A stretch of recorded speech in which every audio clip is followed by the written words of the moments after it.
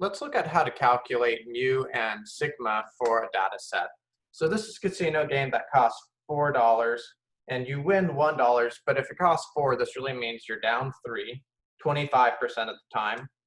5 down 1 means you gain $1, 10% of the time.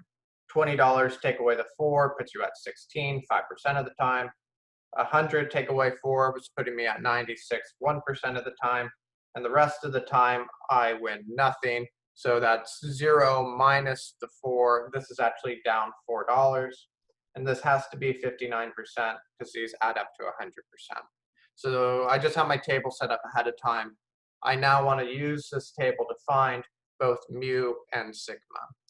Let's start with the TI-83 and 84 calculator.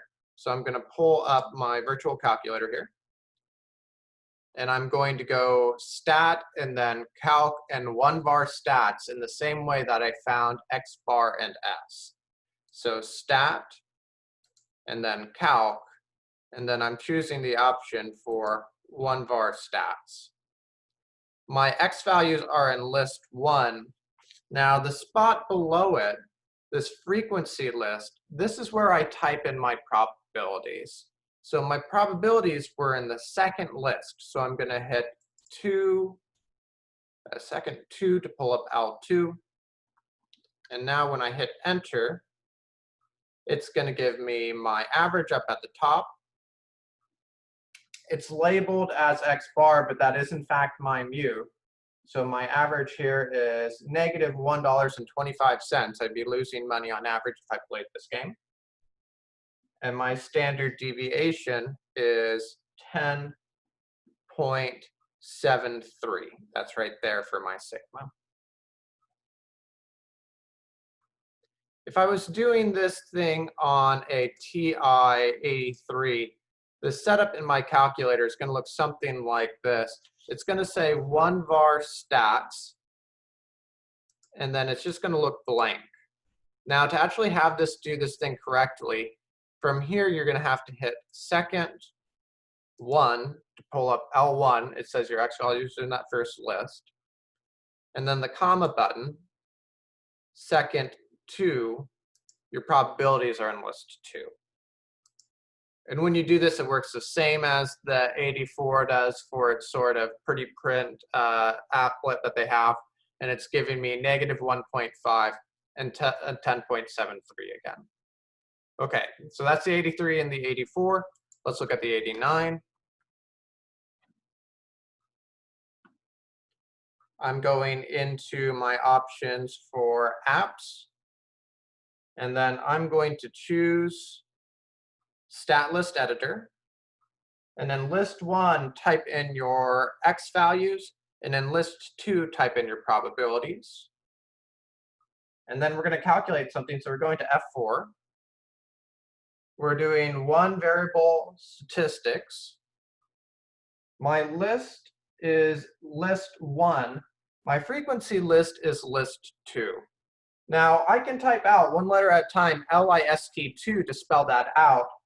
Or you also have something on your calculator called variable link. So if you hit the blue button and then variable link, this pulls up all the names of things that you have typed into your calculator. And you can choose that option for list 2 without having to type that in 1 letter at a time. So I have list 1, and then my probabilities are in list 2. I'm hitting enter and then enter again. This gives me my average, negative 1.25. This gives me my population standard deviation, 10.7325. My calculators know that I'm not dealing with a sample when I'm typing in these probabilities, so it doesn't even give me an option for S. It is only calculating my population parameter sigma here. And then finally, let me show you how to do this in GeoGebra. In GeoGebra, I'm opening up the option for spreadsheet. So let me pull up GeoGebra. There we are. I'm going into spreadsheet. In the first column, you'll type in all of your x values. And in the second column, you're going to type in all of your probabilities. Now, I cheated a little bit. I already have this typed in, so I'm just going to copy and paste that. After you've typed in the data, click and select those values, and then choose the thing that looks like a histogram and do one variable analysis. It's going to give you a graph, and if you have really spread out data like this, the graph isn't going to make that much sense, but that's okay. I'm not doing this thing for the graph. I'm going to go up to the top where it's got this sigma x symbol, and I'm going to click that.